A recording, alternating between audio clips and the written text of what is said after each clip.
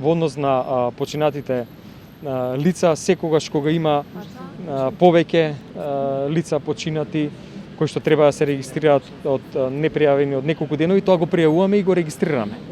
За сега нема индикација дека треба да има заострување на мерките.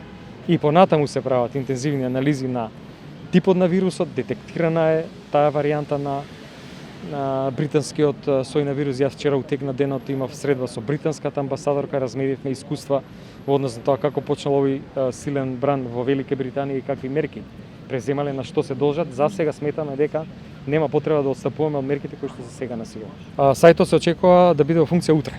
И тоа значи дека буквално секој може да се пријави, системот сам ќе генерира приоритети. Што значи дека ќе ги прими податоците дури и за помладите кои што немаат хронични болести, а кои што изразуваат волја за вакцинација, и тогаш кога ќе дојде системот, овој редот за вакцинација, ќе им стигне известување соодветно.